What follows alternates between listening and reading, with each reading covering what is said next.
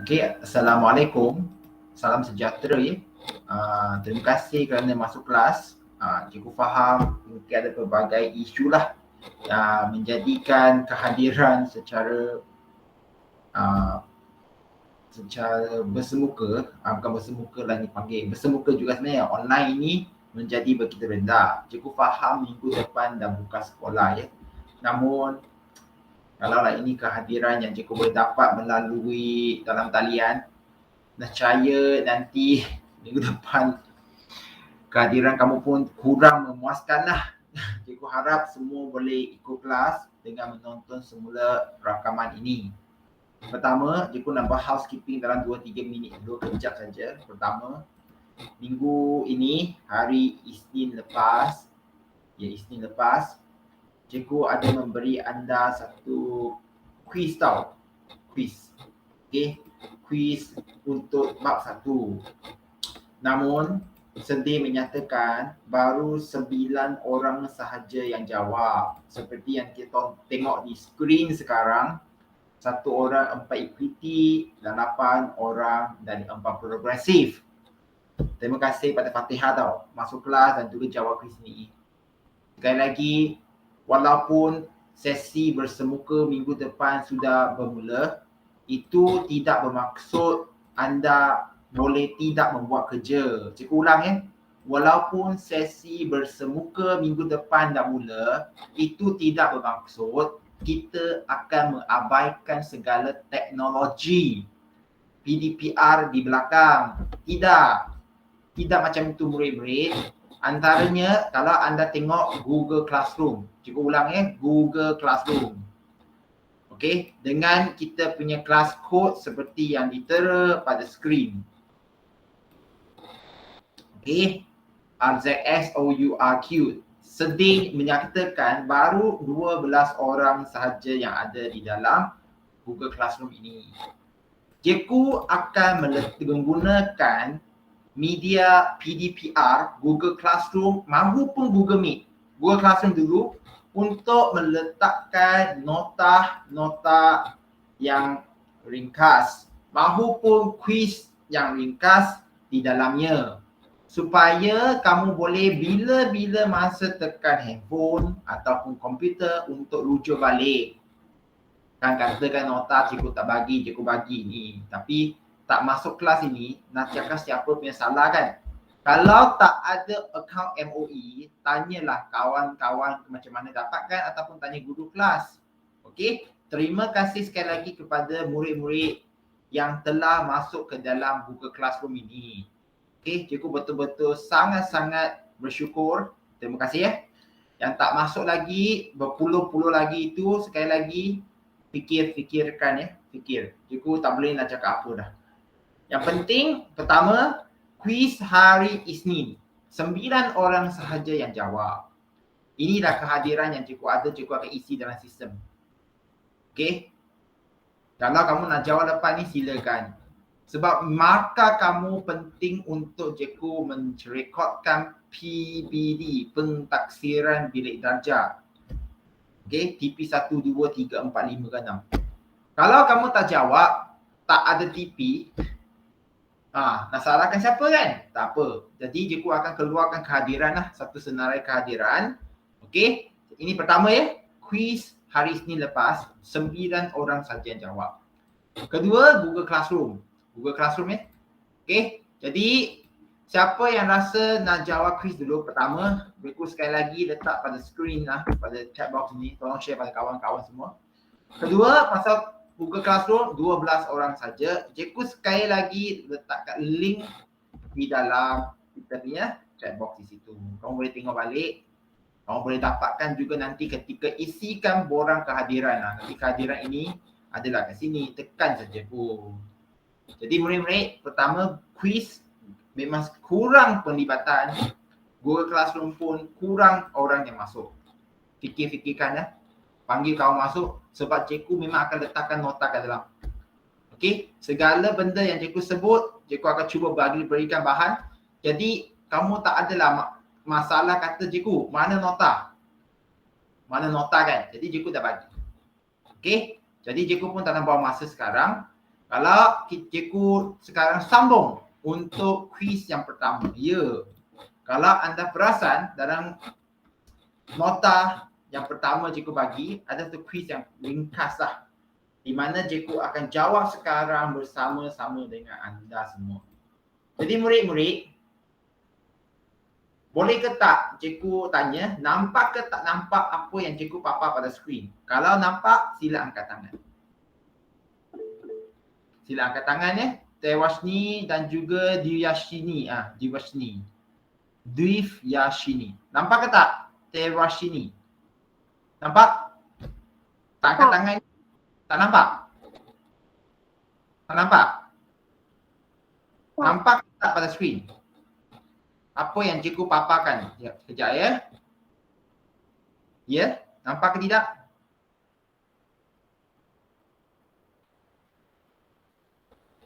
Nampak ke tak?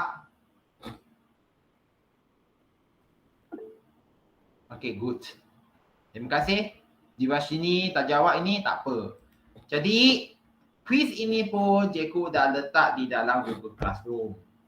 Kalau anda pilih tak masuk, cikgu cetaklah untuk saya. Cetak pun bukanlah kamu buat. Cikgu cabar ni sebenarnya. Cikgu cetak pun bukan kamu buat pun. Jadi, cikgu bagi sekurang-kurang soft copy. Anda boleh tengok balik, anda boleh cuba jawab. Jadi murid-murid, cikgu harap kamu dah jawab ini.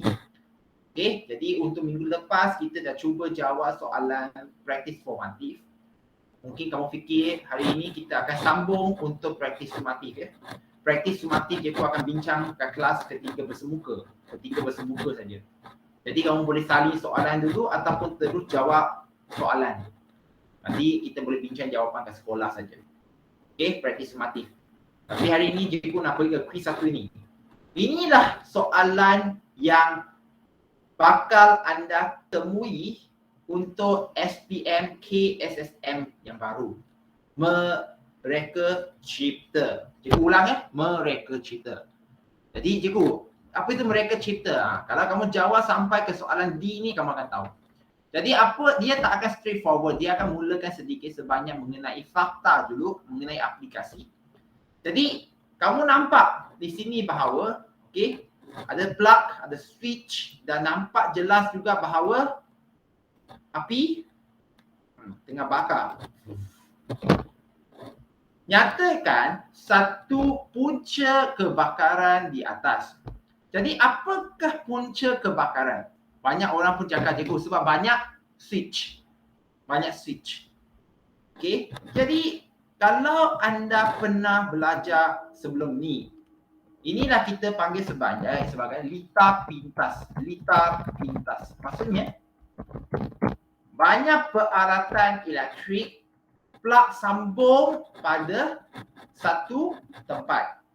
Jadi disebabkan banyak switch yang sedang berfungsi, jadi panas sangat, maka dia terbakar. Itu litar pintas. Ataupun kalau saya katakan disebabkan oleh peralatan elektrik yang banyak sambung pada switch. Tapi yang sebenarnya jawapan terbayar litar pintas, tak nafikan. Jadi kamu fikirlah jawapan mana yang sebenarnya paling sesuai atau paling anda boleh faham. Okay, inilah sebabnya menyebabkan kebakaran. Nyatakan jenis pemadam api yang paling sesuai untuk memadam kebakaran tersebut. Ada orang kata air. Soalan itu yang seterusnya lah, air tak sesuai. Okay, jadi yang paling sesuai. Jadi cikgu highlight sekarang, paling sesuai. Okay, jadi jawapan dia adalah pemadam kebakaran jenis karbon dioksida. Cikgu, mana kamu dapat jawapan ni semua? Semua ini kamu boleh rujuk balik. Contohnya pada muka surat mana ya? Muka surat 11. Muka surat 11. Okey. Jadi kamu boleh tengoklah sama ada kamu nak pilih karbon dioksida ataupun serbuk kering. Tapi karbon dioksida sebenarnya terbaik untuk yang peralatan elektrik. Serbuk kering pun tak salah kalau ikut di sini. Boleh terima je. Serbuk kering. Okey. Jadi di sini ada nyatakan yang ada dia memang semua macam itu je. Bagus. Jadi kita sambung. Okay, sambung ya. Betul Jadi sambung sekarang untuk soalan yang seterusnya. Nyatakan apakah jenis pemadam api yang tidak sepatutnya digunakan bagi kebakarannya? Ditunjukkan. Jelaskan jawapan anda. 2 markah. Jadi apakah yang tidak sesuai? Jadi murid-murid, kalau anda jawab pemadam kebakaran jenis air, memang paling tidak sesuai. Dan soalan ini ada 2. Jelaskan kenapa. Okey? Kenapa? Kenapa? Kenapa air tak sesuai? Jadi jawapan dia, ini disebabkan air boleh mengalirkan ataupun mengkonduksikan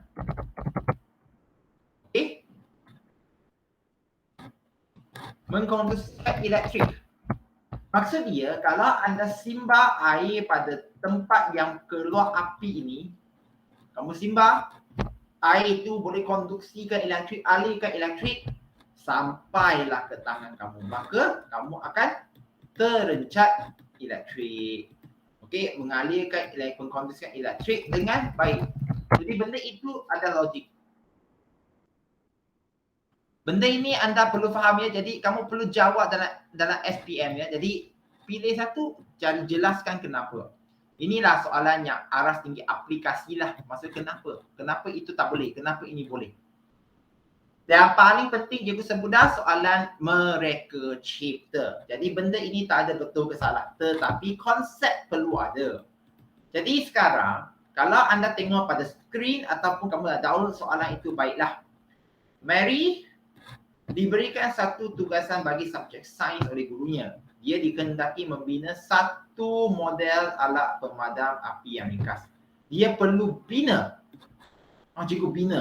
Bina maksudnya kamu tak boleh kata guna alat pemadam api di dinding. Tak, kamu perlu bina. Dan anda diminta supaya gunakan bahan kita semula. Okey, jadi bahan api tersebut perlu memadamkan api yang berpunca daripada dapur gas. Jadi anda diberikan tisu, diberikan plastik botol, diberikan benang, diberikan air cuka dan soda bikarbonat. Lakarkan model alat pemadam api ringkas itu dalam ruang yang disediakan di bawah dan jelaskan. Jadi murid-murid, apa yang kamu rekakan sekarang mesti ada 6 alat ini. 6 alat dalam rekaan pemadam kebakaran ringkas anda. Jadi kamu pun tanya, cikgu nak reka macam mana? Pertama, ini adalah dapur gas. Kalau dapur gas, maksudnya api yang berpunca daripada dapur gas, biasanya kita akan kait, bukan air. Kita akan kata memadamkan api dengan menggunakan karbon dioksida juga. Jadi konsep itu perlu ada. Konsep apa cikgu? Konsepnya paling tidak kamu tahu bahawa asid campur sodium bikarbonat. Cikgu ulang ya. Ini 2 ya. Cuka dan sodium bikarbonat kalau campur akan menghasilkan buih karbon dioksida. Kalau dua-duanya campur, mereka akan menghasilkan buih karbon dioksida. Cikgu apa maksud dia? Sama. Cikgu tunjukkan pada YouTube sekarang.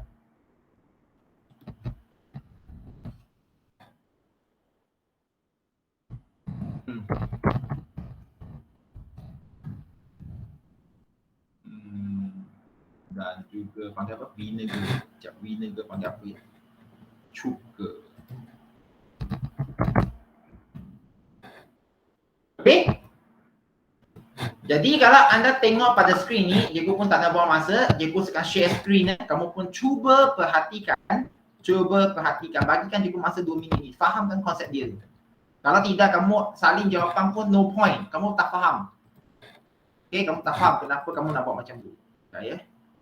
Presenting screen kita nak presenting tab. Share tab.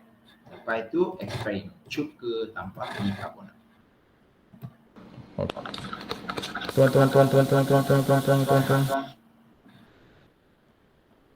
Okey, tengok saya punya ni, komen kotor kan? Okey.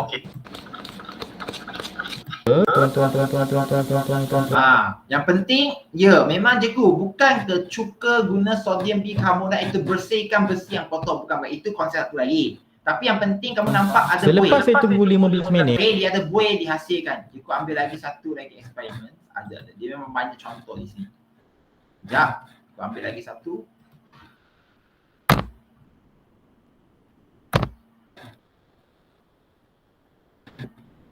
Biasanya ini adalah teknik yang kita guna untuk membasuhkan permukaan yang kotor ya. Sekejap. Sodium bicarbonate, vinegar, bukan cleaning. Kita tak nak kata cleaning ya, tapi yang penting dia menghasilkan buih. Effervescence.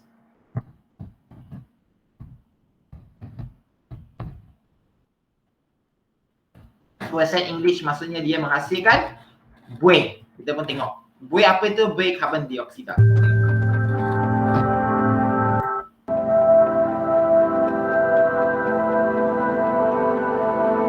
Vinegar, cuka.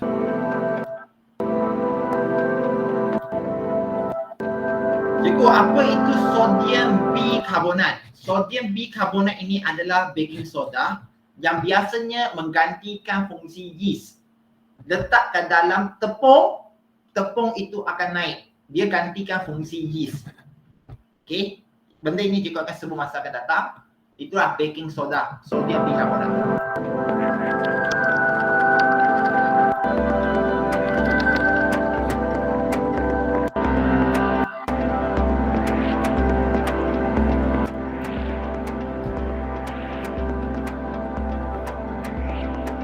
Ini cuka ya. Bukan air saja, cuka.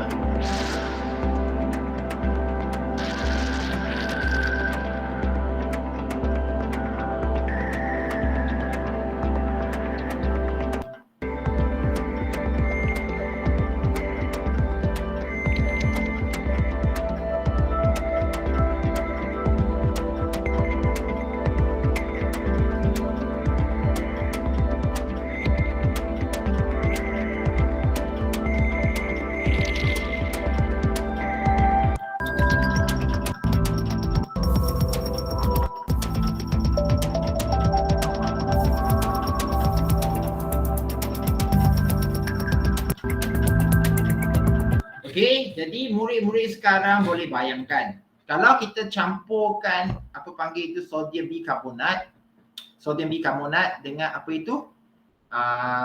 Panggil apa ya? Cuka, dia akan hasilkan buih karbon dioksida. Tewas ini isu dia bukan salin dalam buku. Jawab dalam buku. Okey. Kalau kamu kata salin, kamu tak menghayati proses dia tau. Saya faham.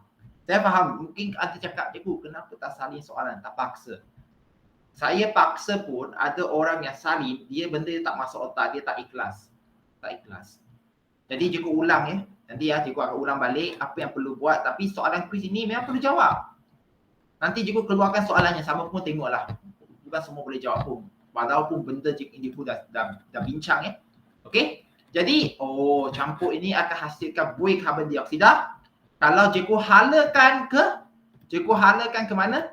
Cikgu halakan pada tempat kebakaran itu yang daripada dapur gas. Jadi benda itu dia akan tutup. Api itu akan padam. Jadi cikgu, macam mana saya nak jawab soalan ini? Pertama, perlu reka. Semua bahan yang ada perlu anda letakkan dalam reka ataupun reka cipta pemadam kebakaran anda.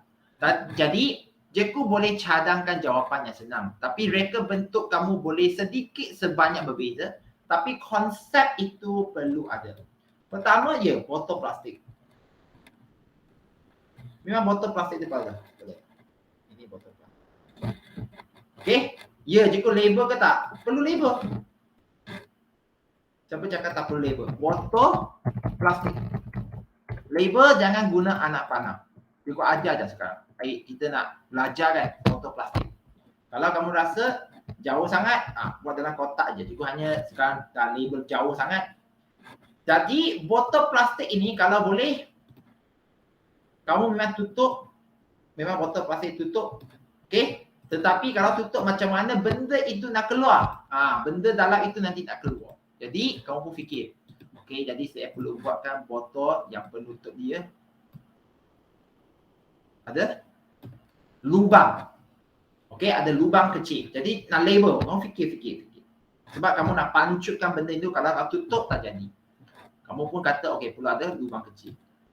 Itu pun label. Sorry ya. Sebab cikgu gunakan mouse saja. Kalau tidak, cikgu gunakan writing pad pun boleh. Okey, lubang kecil. Jadi dalam dia itu kamu harus letak apa? Sodium bikarbonat itu sebut. Tak boleh terus campur. Kita faham. Jadi kita pun letaklah apa? Kan ada air. Ini penting tau. Contoh ini adalah air campur cuka. Itu mana sodium bikarbonat? Benda itu kamu buat untuk sediakan hadap kebakaran. Bukan sedang kebakaran kamu buat. Bukan. Kamu letak bila-bila masa ada kebakaran, okey, terus boleh guna.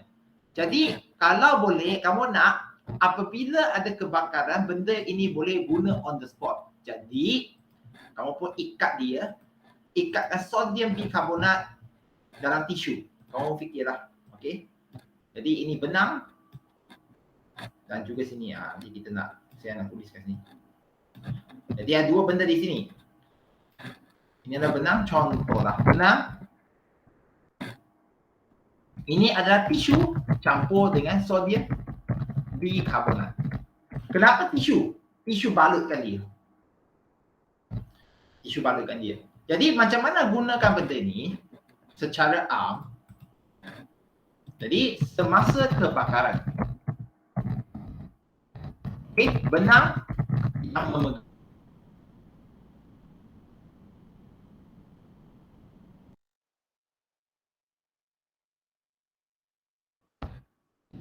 Lepas potong, kalau kita potong, jadi sodium bikarbonat ini akan jatuh.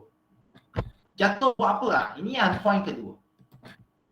Jadi sodium bikarbonat akan jatuh ke dalam cuka dan bertindak balas dengan cuka.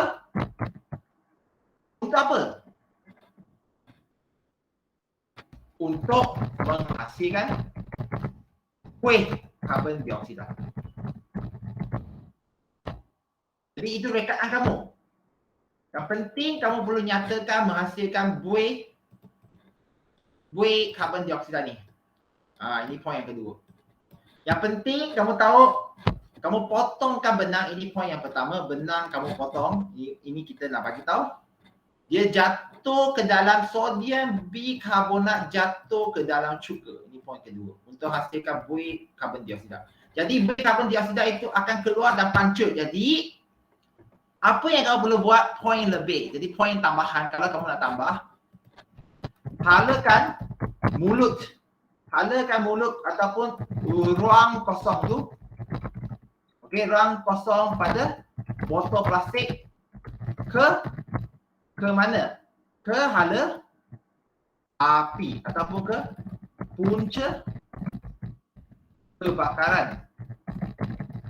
Okey, yang disebabkan oleh apa? Dapur gas. Okey. Dan dengan itu api akan dipadamkan oleh apa? Oleh buih karbon dioksida.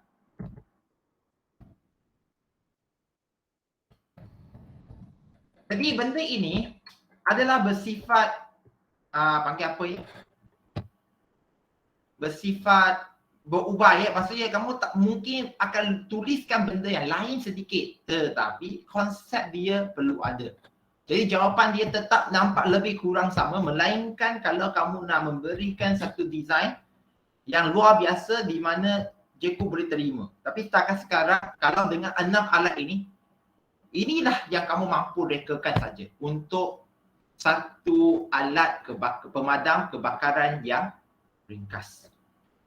Jadi murid-murid, kamu ada soalan ke tak? Murid cikgu tanya ke tak? Boleh cikgu tanya ke tak? Contohnya mungkin cikgu tanya Syami ke ataupun Nur Fatihah. Syami atau Nur Fatihah, dua-dua boleh faham ke tak? Kalau anda faham, boleh angkat tangan ataupun jawab di dalam chat box. Cikgu nak tahu je, boleh faham ke tak? Oh, semua boleh faham Nur Fatihah? Fatihah 2 pula. Terkejut cikgu. Hantu ke ni?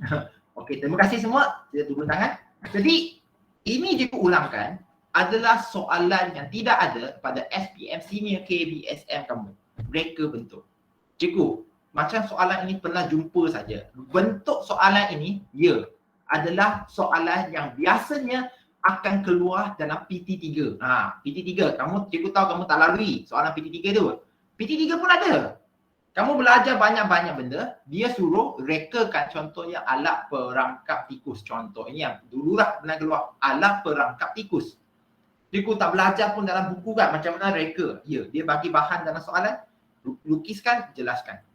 Reka bentuk atau reka cipta. Good luck lah. Bab 1 pun sudah ada ya. Bab 1 pun sudah ada. Ini yang cikgu nak bagi tahu anda semua. Jadi, kamu pun tanya cikgu, yang mereka tak masuk kelas itu macam mana? Ingat cikgu nak sangat fikirkan mereka ke? Cikgu dah ajak masuk tanpa sebab nak lepas tu tak masuk kelas. So, melantaklah. Kalau kamu nak ajar mereka, silakan. Jadi cikgu dah bagi tahu ada soalan bentuk reka cipta dalam kelas minggu kedua ini, PDPR. Harap semua jelas ya. Okey. Ini kita tutup tirai sekarang, kita nak masuk ke bab kedua. Bab 2 pun pendek saja, tetapi nanti cikgu akan kembali semula pada bab 1 untuk buat laporan eksperimen. Jadi hari ini memang kelas 1 jam setengah ini solid ya. Kita akan Google Meet solid dan harap semua boleh memberikan maksudnya fokus ya. Ini bab 2 sekarang. Siapa yang rasa ada soalan, sila tanya. Cikgu berikan masa dalam 30 saat. Ada soalan tak? Terwashini? Bukan, betul kan? Cikgu sebut nama itu. Terwashini. Betul kan? Terwashini. Betul? Tak ada masalah ya? Tak. Okey. Diwashini? Divyashini. Okey ke tak? Tak ada ya? Syuhada? Okey, kalau tak ada soalan, cikgu sambung sekarang untuk bab 2. Bab 2 ini agak sikit, tetapi fakta dia agak sikit dua je pun. Tetapi memberi impak kepada hidup kamu. Cikgu ulang, memberi impak. Kenapa cikgu sebut impak ini? Bab 2 ini, tajuk dia bernama bantuan kecemasan. Benda yang kamu nak belajar secara teori ini nampak sikit dua je. Satu panggil CPR. Cardiopulmonary resuscitation. Cikgu ulang. Cardiopulmonary resuscitation ataupun BM, resusitasi cardiopulmonary. Cikgu macam mana kamu boleh ingat? Cardio jantung, pulmonary paru-paru, resuscitation memulihkan fungsi. Okey, cardiopulmonary resuscitation, CPR. Dan satu lagi Heimlich maneuver. Cikgu apa dua ini? Satu ialah apa yang biasanya kamu nampak dalam cerita dan banyak kali mereka buat silap di situ. Contoh, orang terbaring, tiba-tiba terpengsan, nafas hilang, maka satu watak dalam cerita akan datang cium, tekan-tekan jantung cium, tekan-tekan jantung cium. Okey, ya ke cara dia tu? Satu. Heimlich maneuver ni adalah ketika biasanya budak kecil ataupun orang tua makan tercekik. Lepas tu apa yang kamu boleh buat? Teknik dia ialah Heimlich maneuver atau maneuver ya. Jadi murid-murid, benda ini belajar teori bagi cikgu sebenarnya tak banyak fungsi pun teori, tetapi praktikal penting. Bayangkan satu hari nanti tiba-tiba orang tersayang dalam keluarga kita, mak ayah ke, datuk nenek ke, ataupun mahupun anak kamu yang 3-4 bulan, baby, tiba-tiba tercekik.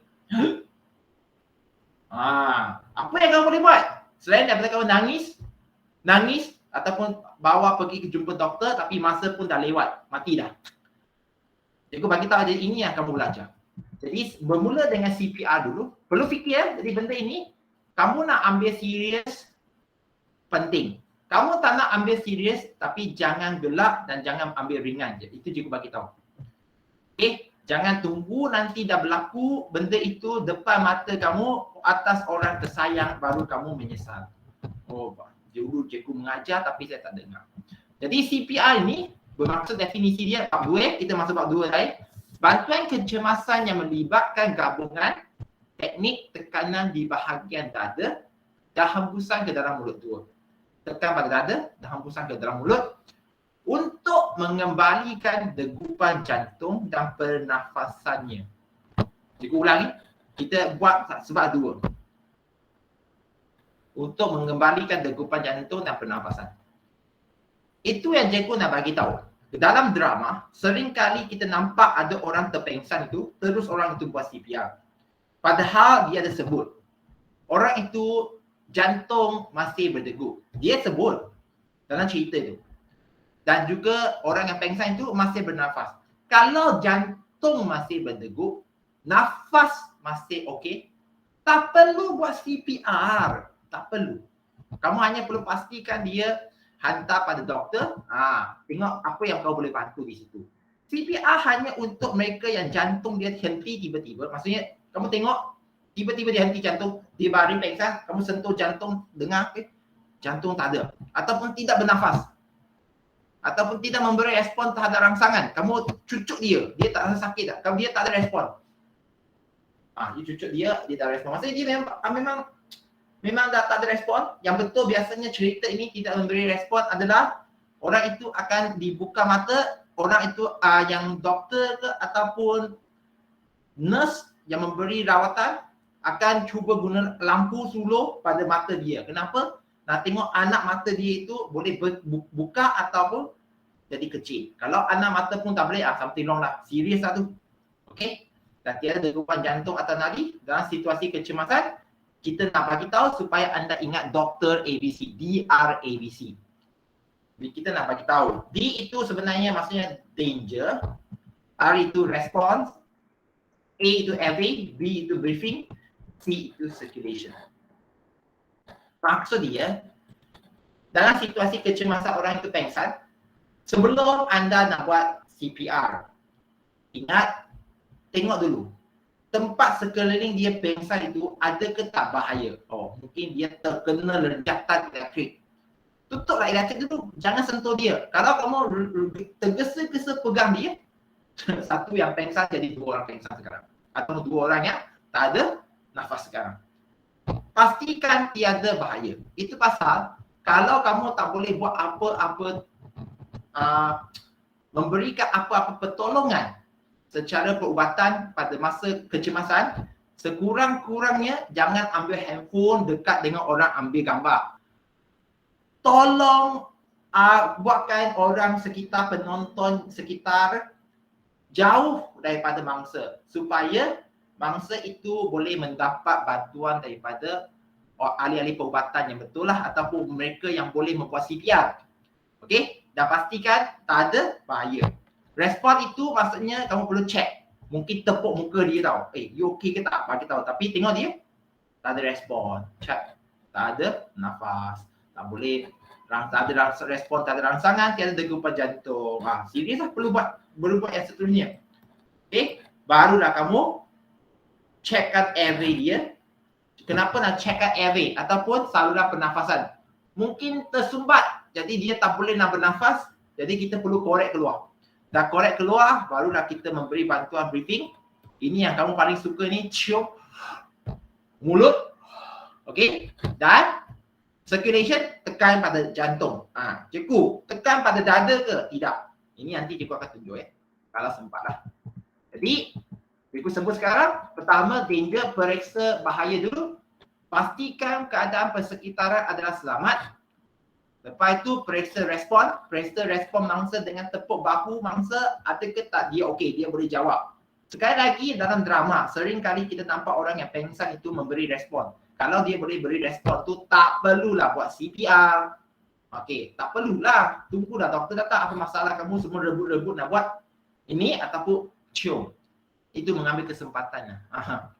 Okey, minta bantu orang sekeliling dan juga menghubungi talian kecemasan. Langkah ketiga, barulah kita fikirkan, tengok buka saluran pernafasan dia, pastikan mangsa terbaring pada bahagian dada menghadap ke atas, buka saluran pernafasan dengan dongakkan kepala dan angkat dagu dia. Supaya dia boleh bernafas ya. Dan tengok, ada ke tak benda yang sumbat, mungkin dia masa terpengsan tu dia termuntah, sumbatkan mulut. Kamu perlu clearkan semula. Okey? Barulah pergi ke 4. Periksa pernafasan. Tengok pergerakan dada mangsa. Tengok adakah bernafas, mendengar bunyi hembusan nafas. Dan jika pernafasan dan nadi dah dikesan, barulah berikan CPR. Kalau pernafasan dan nadi tidak dikesan, barulah beri CPR. Jadi CPR bukan orang pengsan, terus bagi. Itulah drama panggil, drama. Okey, yang penting CPR ni maksudnya untuk orang masalah genting. Contoh sekali lagi, kat rumah tiba-tiba datuk nenek mak ayah kita yang kita tahu mereka ada sakit jantung contoh. Tiba-tiba pengsan. Okey, pengsan, lantar kat lantai. Kamu buat DR ABC check, sampai sini dah tak ada nafas. Kalau kamu tunggu doktor datang, ingat ambulans sampai rumah kamu paling tidak pun setengah jam. Setengah jam itu kalau mangsa tidak mendapat oksigen yang cukup pada otak dia, dia tak ada nafas. Oksigen tak sampai otak. Setengah jam memang sangat kritikal dah, boleh mati dah ya. Kalau selamatkan pun mungkin akan terencak akal sebab otak tak cukup oksigen. Okey, nah ini yang juga nak cakap, teknik yang terakhir ni periksa peredaran darah circulation, teknik tekankan dada. Okey, tekankan dada bukan dada ya, untuk memulihkan peredaran darah ya. Jantung tak denyut. Di sinilah tangan kamu perlu letak atas jantung, tetapi bukan rusuk. Kalau kamu tekan rusuk, tulang rusuk letak. Ni pun nampak fang tai ke syongku. Kalau letak pada tulang rusuk patah, crack. Lagi banyak cedera. Kita akan letak pada tempat yang kita panggil ini apa? Panggil apa tulang ni? Fikirkan sebab memang ada dalam buku itu. Kita nanti akan sebut. Contohkan badan sendiri ke depan dengan bahu berada tegak pada dada mangsa dan tekan ke bawah lebih kurang 5 cm. Jadi kita akan berikan di 100 tekanan untuk setiap minit. Maksudnya tekan kamu ini akan gantikan fungsi jantung yang henti. Kamu tekan pada jantung. Okey, tekan pada jantung. Supaya jantung itu dah henti pump kan. Kamu tekan, dia akan mula pump balik. Dia pump ikut tekan kamu. Kamu tekan sekali, pump sekali, tekan, pump. Macam itulah kamu gantikan fungsi otot jantung itu. Okey. Barulah kamu fikir hembuskan mulut ke mulut. Okey, itu kalau dia betul-betul hilang fungsi jantung, dia tak ada jantung degup dah dan dia tidak bernafas. Kamu perlu hembuskan udara ke dalam mulut sehingga mangsa bergerak naik lihat. Tekankan dada dilakukan 30 kali diikut dengan 2 kali hembusan mula. Jadi ini sebenarnya banyak berubah setiap tahun lah. Yang penting CPR bukannya buat sembarangan apabila orang itu jatuh pengsan. Kamu perlu pastikan dia jatuh pengsan itu tidak bernafas dan tidak ada degupan jantung, baru kamu buat CPR. Di sini ada 2 CPR yang kamu perlu tahu dalam ini. Tekan dada, menghasilkan edaran hasilkan peredaran darah secara buatan. Maksudnya kamu gantikan fungsi jantungnya apabila kamu tekan jantung itu. Dan satu lagi, hembusan mulut ke mulut. Kenapa nak hembuskan mulut ke mulut? Bukan sebab kamu nak jatuh cinta pada dia, tidak. Sebab kamu tahu paru-paru dia dah rosak. Bukan rosak lah, tidak berfungsi. Jadi oksigen kurang. Kamu pun hembuskan oksigen ke dalam paru dia. Itulah tujuan kamu buat. Kamu boleh tengok sini ya.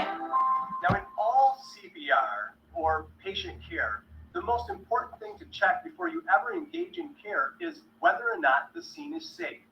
If the scene is safe, there isn't any electrical hazards, there are no chemical hazards, there's nothing in the environment that's going to actually cause us harm, the scene can be declared safe. Maksud dia sekarang, cikgu pun tak boleh nak henti ya. Dia tengok habis dulu lah, baru cikgu cerita. Now in all CPR or patient care, the most important thing to check before you ever engage in care is whether or not the scene is safe. Saya, cikgu gunakan line yang salahnya. Sekejap.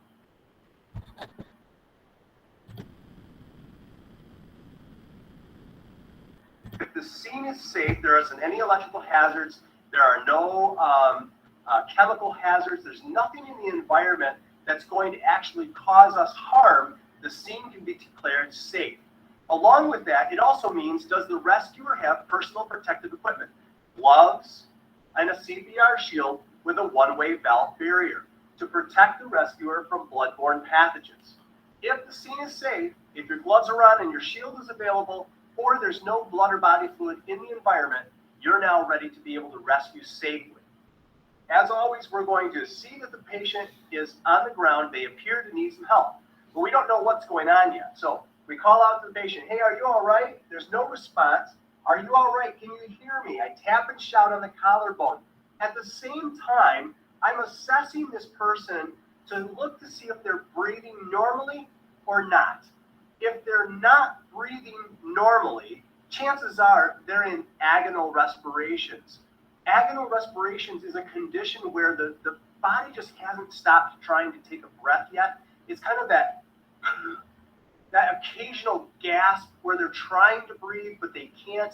It's really not exchanging gases, and it's not effective respirations. We're going to consider agonal respirations no respirations at all. So if the patient is breathing abnormally or not breathing at all, we're going to make note of that. So no movement, no response, no breathing. At that point, if there's a bystander, I'm going to activate EMS or call a code. You in the plaid shirt, go call 911 and come back. I might need your help. Come on back and help me when you're done. Then I'm going to turn back to the patient. And at this point, as a healthcare professional, I'm going to check for a carotid pulse. Now you'll notice I'm finding the Adam's apple, and I'm walking my two fingers off the side of the windpipe in that valley between the neck muscle and the windpipe. I'm checking for no more than 10 seconds. But please keep in mind, this is not really the most important aspect when we prepare to do CPR.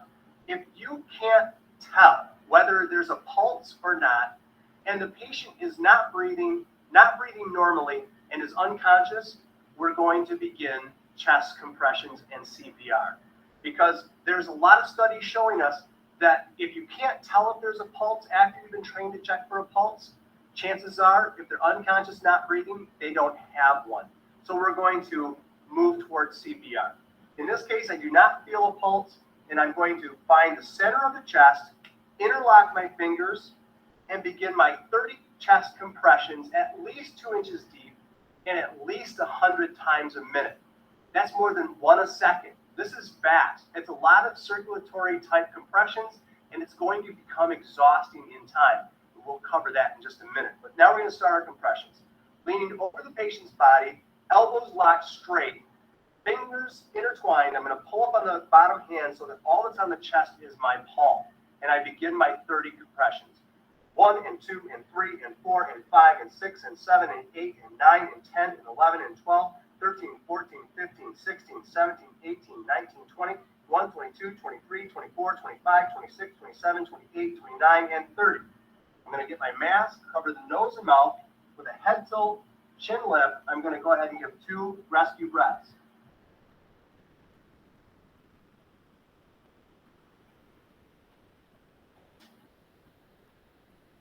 We'll press 1 in and 30 more compressions. 1, 2, 4 and 5 and 6 and up to 30 more. I'm going to continue this 30 compressions and 2 breaths until an AED arrives, or until emergency medical services arrive, or a code team arrives and takes over. If I have a bystander, I told you that this is exhausting, and it is. Every couple minutes or so, I'm going to start feeling like I can't go on, because the chest compressions are going to get less deep and less effective. If there's a bystander who could be quickly taught how to do chest compressions or already knows CPR, we're going to get them in on this to give me a break so that I can restore my own strength and hopefully then take over for them in a couple minutes so that we can continue this 100 compressions or more per minute, nice, deep, at least 2 inches deep, over and over and over to try to circulate the residual oxygen and the oxygen that we're putting in the body to try to save the brain, save the heart, save vascular organs if possible, or at least slow down the dying process so that when an AED arrives or when help arrives, we've got a viable patient that has a chance at making it out of this cardiac arrest situation. Oh, ada rupanya. Okey, jadi apa yang cikgu nak bagi tahu adalah murid-murid yang saya hormati sekalian Cikgu tahu kamu tadi tonton mungkin tak faham, tapi cikgu nak perjelaskan 2-3 perkara saja. Sekali lagi, CPR itu bukan perkara yang kamu tergesa-gesa buat. Tak boleh. Orang itu pengsan, kamu tak boleh terus buat CPR. Kamu boleh ikut DRABC itu. Paling penting danger itu dulu. Pastikan dia pengsan itu bukan disebabkan kena renjatan elektrik. Mungkin dia terpijak wayar ke, dia pengsan. Kamu pula tergesa-gesa nak bagi CPR, kononnya perempuan cantik ke lelaki handsome. Pegang. Goodbye lah. 2 orang pengsan sekarang. Danger. Itu penting. Baru kamu boleh check respon dia. Dan sekarang cikgu pun nak bagi tahu. Ya, jangan gelak. Itu lah kata orang tengok handsome lah ataupun cantik lah terus nak bagi CPR kan. Itu tidak. Itu cerita saja. Jadi apa lagi? Nak bagi CPR tekan, cikgu. Tangan itu lah kata semua ini perlu belajar first aid Kita ada pembelajaran first aid bawah Bulan Sabit Merah Malaysia. Ataupun St. John Jadi, cikgu nak beritahu anda, tangan itu letak, dia tak sebut tapi cikgu nak tunjukkan. Okey? Tengok sternum. Sebab di bawah sternum ini adalah tulang, adalah jantung Tangan kamu itu lock dah letak pada sternum. Jangan kata letak pada rusuk. Banyak cerita kamu tengok dia letak pada kiri ataupun kanan ni. Bye-bye lah. Berat badan 70 kilo kamu tekan. Sini mesti letak ni. Orang itu padahal hanya henti jantung, sekarang kamu bagi dia tulang letak. Lagi serius. Tak tahu buat, jangan buat. Jangan rebut-rebut buat. Kamu setidak-tidaknya kamu buat danger, check respon, panggil orang, call ambulans. Lagi baik daripada kamu memberi pertolongan yang memudaratkan keadaan orang yang sudah pengsan tu. Okey?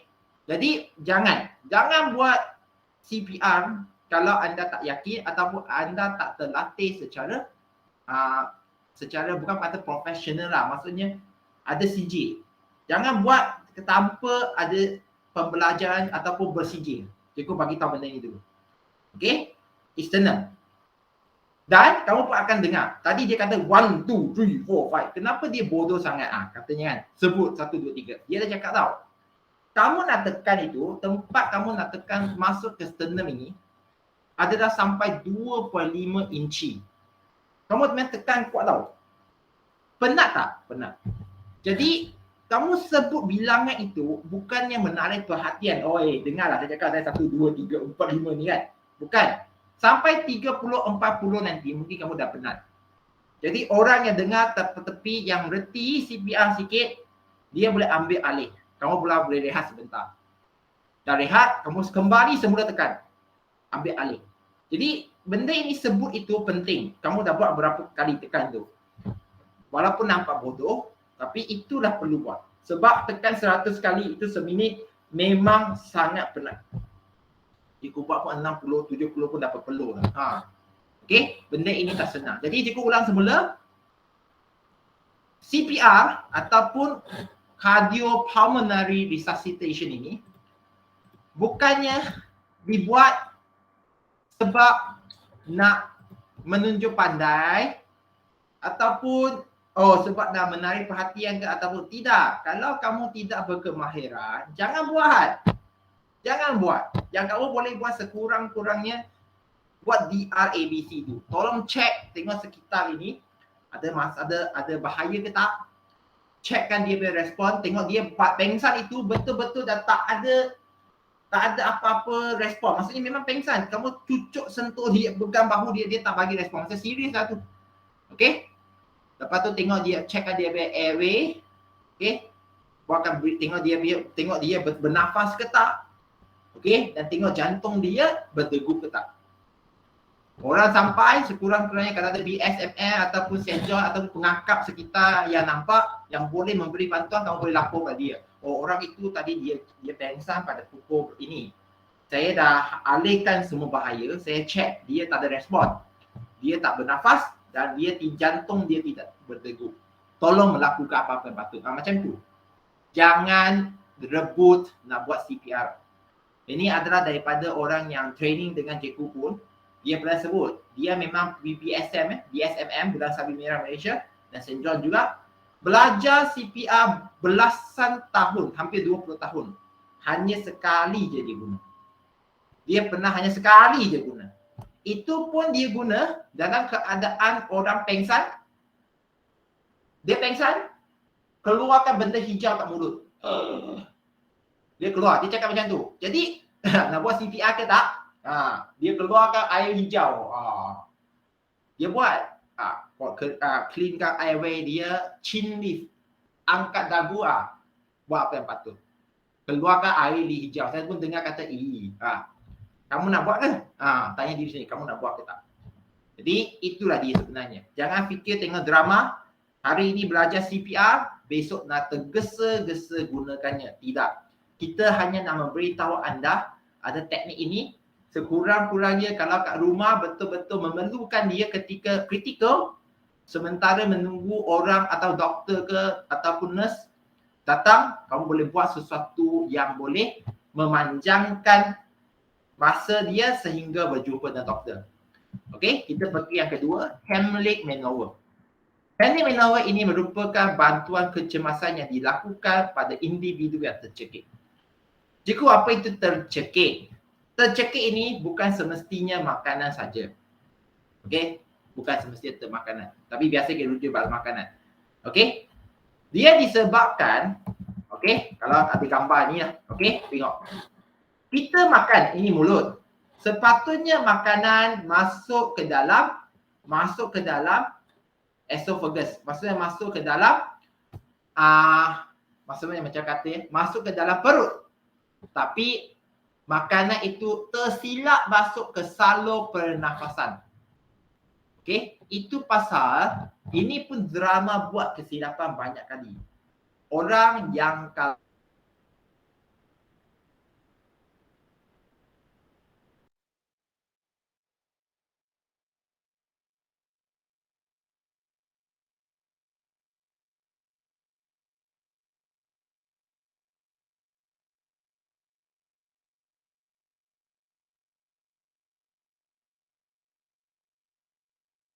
sorry ya, internet line ada masalah sikit.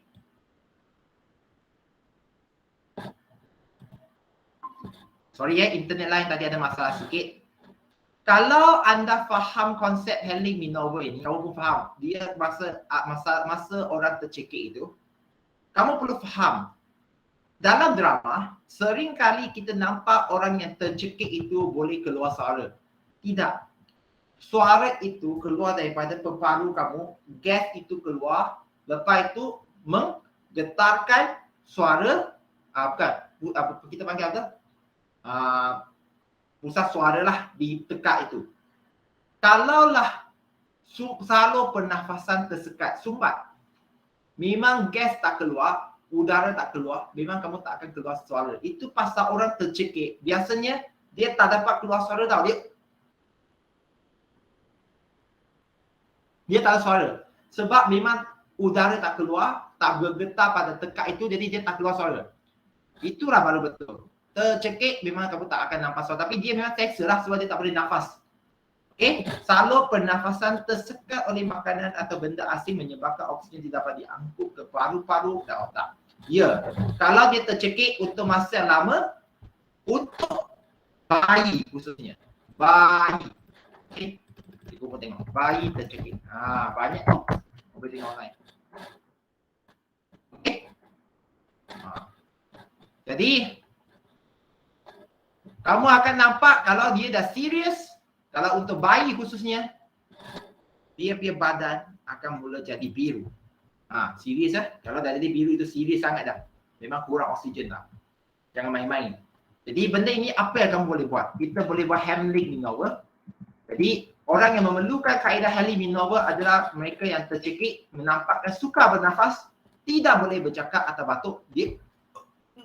Dia tak boleh cakap, memang dia tak batuk pun tak boleh. Memegang leher dengan kedua-dua tangan, kulit, bibir dan kuku kelihatan kebiruan atau kehitaman. Kurang oksigen.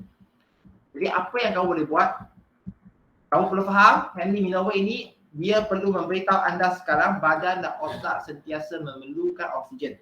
Jadi apabila tercekik, saluran pernafasan tersekat dan oksigen tidak dapat diangkut ke paru-paru. Ini menyebabkan oksigen tidak cukup untuk dihantar ke otak. Mangsa mengalami kerosakan sel otak dan mengakibatkan kematian. Jadi Heimlich maneuver dapat menjimatkan masa dan rawatan boleh diberi awal untuk mengurangkan kesan kecederaan. Ya, sekarang kita ada doktor. Seberang jalan ada klinik. Cikgu ulang. Kalau betul-betul tercekik, 5-10 minit itu sangat penting. Orang boleh pengsan dan mengalami kerosakan sel otak ya. Kalau orang yang kurang oksigen macam bayi 3-4 bulan, kalau dia betul-betul tercekik, memanglah boleh menyebabkan terencap otak ya. Jangan main-main ya. Adalah satu kesan memang tak panjang. Jadi apa yang kamu boleh buat? Langkah pertama, berdiri di belakang bangsa.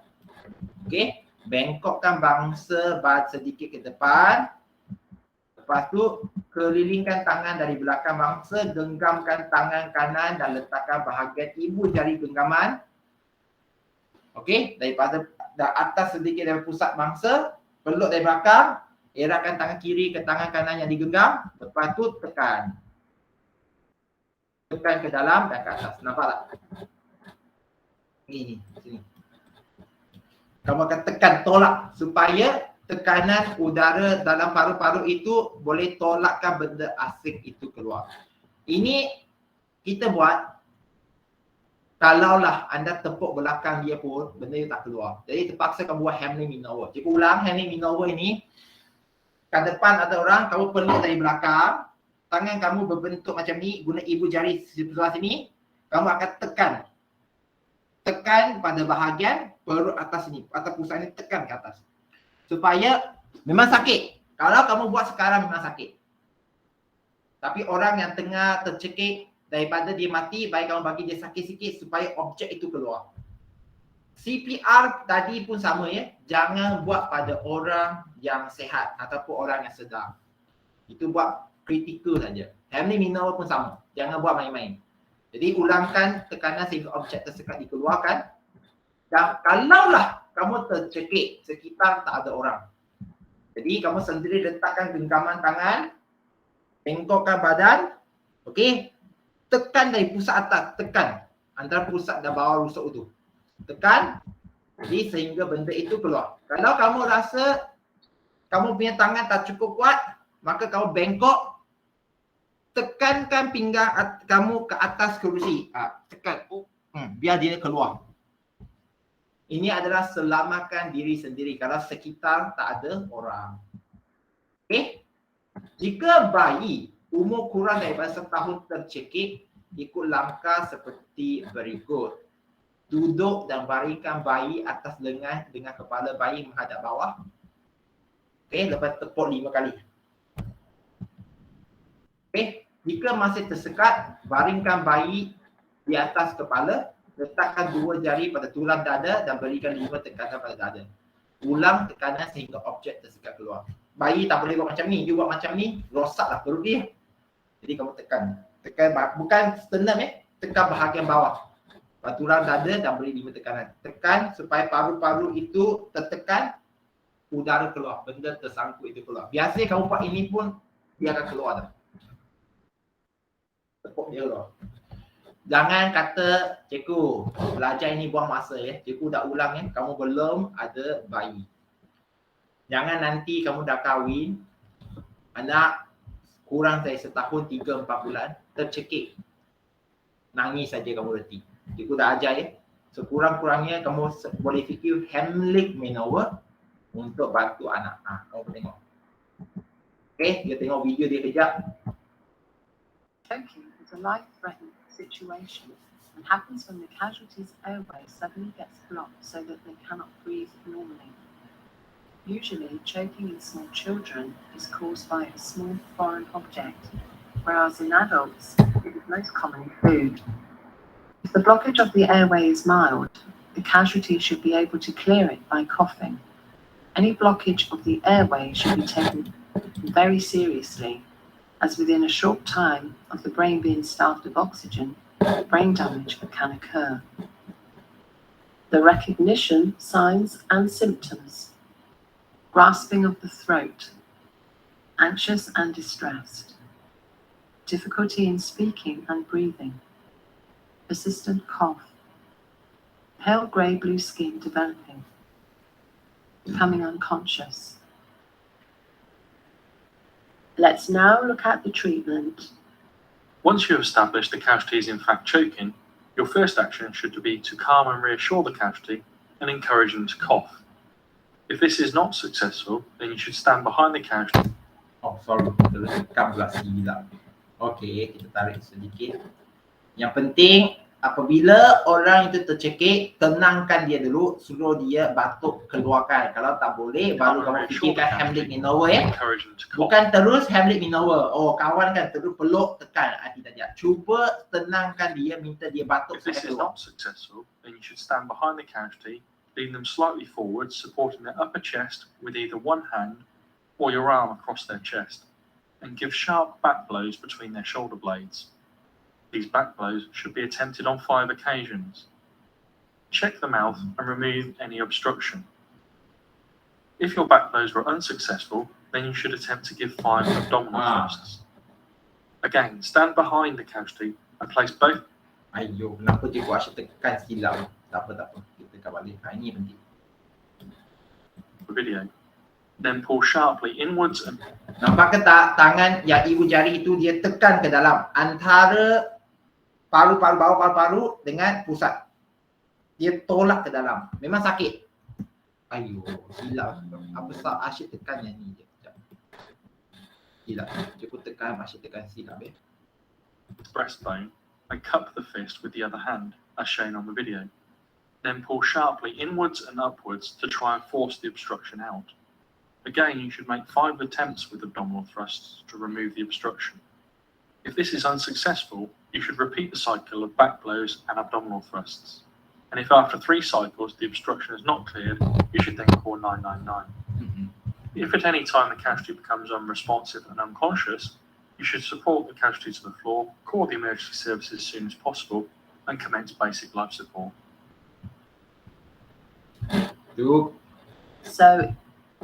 Itu kalaulah dia sampai dah hilang nafas, perlu buat CPR. Tapi yang cikgu nak bagi tahu, tercekik, kita boleh menyalurkan bantuan.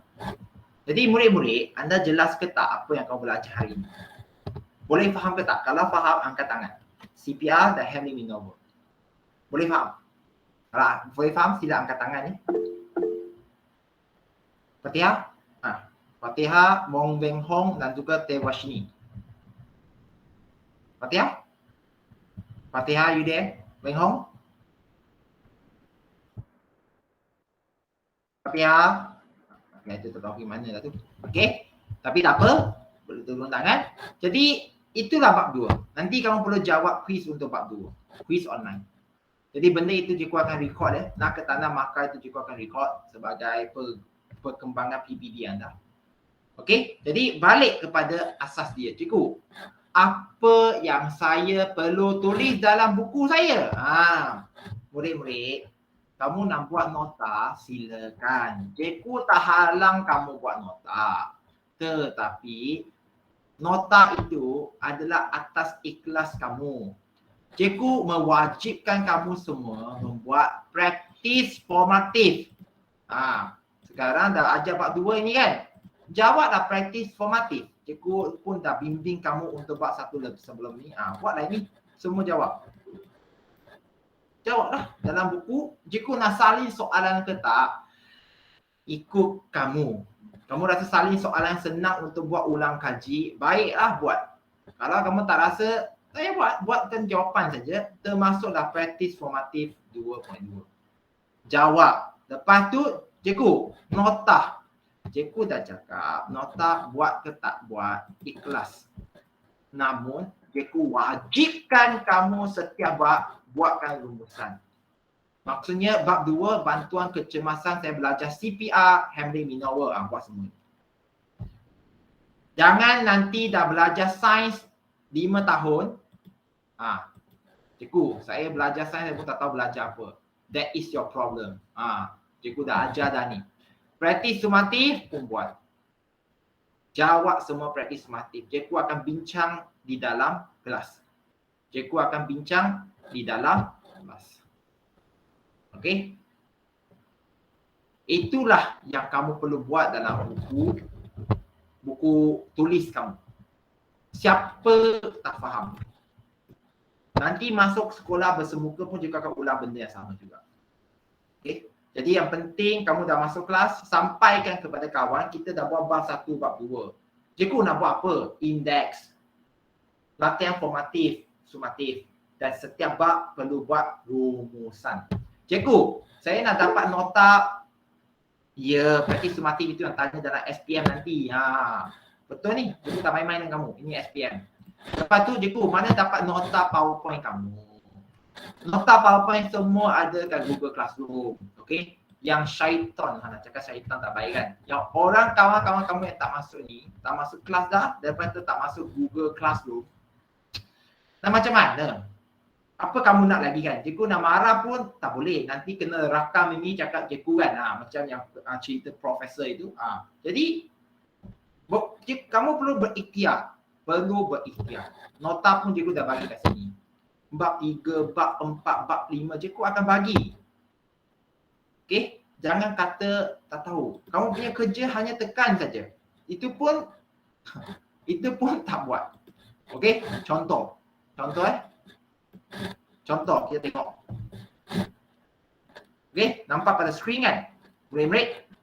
Yang hantar baru seorang je di Washini. Syami tak hantar, Syuhada tak hantar, Fatihah pun tak hantar. Macam mana kan? Cikgu nak marah pun cikgu nak, tak tahu nak cakap apalah. Bong Beng Hong pun tak masuk lagi kan? Tak ada, dia tak ada kat dalam grup ni. Nak macam mana ni? Okey, jadi nota pun cikgu bagi dah kat sini. Harap boleh membantu anda membuat ulang kaji. Dengan handphone saja pun. Buka handphone Google Classroom, tekan je. Nota tak keluar. Jadi kamu pun boleh buat ulang kaji. Baca. Kan? Jadi, nak cakap macam mana kan?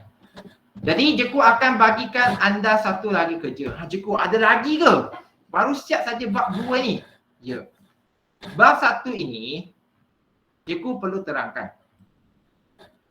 Nanti buka sekolah, 4 hari cikgu tak ada kat sekolah. Cikgu akan pergi berkhusus di luar dan di sinilah cikgu akan memberi anda buat tugasan. Ini dia. Ya. Ini cikgu akan letak dalam, cikgu akan terus bagi hard copy pada anda. Cikgu juga akan bahagikan kamu ke dalam kumpulan dulu. Okey, cikgu baca. Inilah PK Sains. Pada suatu hari, Adam Arwan telah mengambil bacaan denyutan nadinya selepas berjalan dari bilik guru ke bilik darjah. Selepas dapat tahu tertinggal kotak pensilnya, dia berlari balik ke bilik guru lalu mengambil lagi bacaan nadi dia. Adam mendapati bacaan nadi dia ketika rehat, berjalan dan berlari adalah berbeza. Berdasarkan maklumat di atas, rangka menjalankan satu eksperimen untuk mengkaji kesan aktiviti fizikal ke atas kadar denyutan nadi. Ya, jadi kamu perlu merekakan eksperimen. Cikgu senang kata, kamu boleh terus rujuk pada buku teks. Cikgu nak bantu ni Cikgu nak bantu ni. Kamu boleh terus rujuk buku teks. Mana dia? Kadar denyutan tadi. Untuk bahagian C, aktiviti muka surat 30 berapa ni? 39. 39. C. Kadar denyutan nadi manusia berdasarkan aktiviti fizikal.